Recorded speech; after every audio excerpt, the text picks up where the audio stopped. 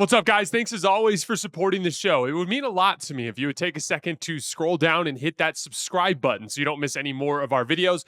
Also, make sure you follow us all over social media so you don't miss any of our content or show announcements. First of all, I feel terrible for Tatum, as we mentioned earlier.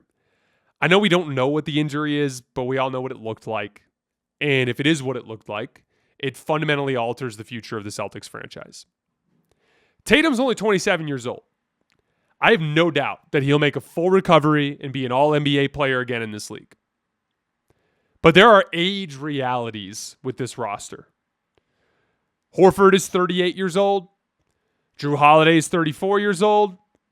Kristaps Porzingis is about to turn 30, but he's a very old, very injured 30.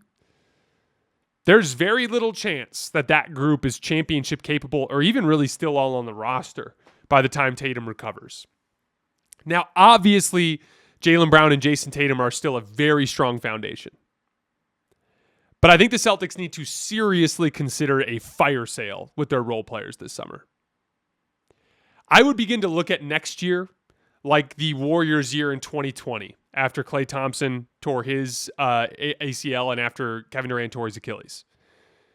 I would be looking to flip any useful role player that you can for as much opportunity to bring assets in so that you can then pivot around Tatum and Brown 2 years from now. The only guy that I would negotiate especially staunchly with is Derek White, because he's young enough and still just such a proven useful role player in this league. But everyone else, if you let them age out, you just lose any value that they have. And so I would look to move Jrue Holiday. I would look to move Kristaps Porzingis. I would look to move any of those guys with the opportunity to bring in stuff that allows you to rebuild around Tatum and Brown in the future. Then you can use next year as an opportunity to continue to explore different players that fit the mold of what the Celtics role players need to be. Guys that can defend, shoot, pass, rebound, drive closeouts, all of that stuff. You have an opportunity to pivot here. And again, this is the thing. When you really zoom out, again, I think the Celtics could have won this series still. But the Knicks up 3-1 is very different than the Knicks up 2-0. They just got to get you once in 3 tries. I would have made the Knicks a hair over a coin flip favorite to beat you at that point.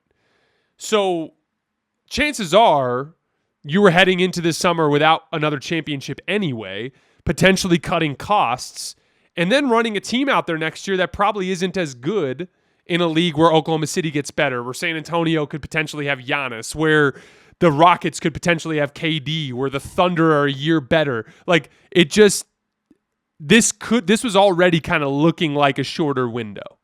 And so with that being the case, obviously the Tatum injury is terrible news, but it allows you a year's worth of time where the wins and losses don't matter.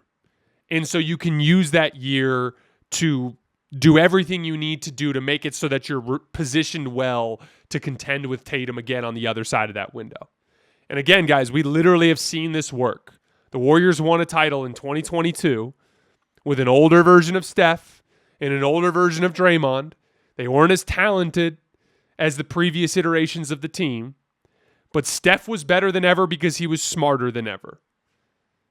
And they had a roster that was just perfectly curated around their skill set. They caught like a flash in a pan, and they were able to go win a title. So again, this is not a death sentence for the Jayson Tatum era in Boston, but it is a death sentence for this specific iteration of the roster. And with that being the case, they need to make the associated pivot this summer. It's just crazy to me. I was literally, when I was making my notes here, I just can't believe that we went from the Celtics looking like championship favorite, in my opinion, to we're staring down the barrel of a full rebuild this summer. Just a wild night in the NBA.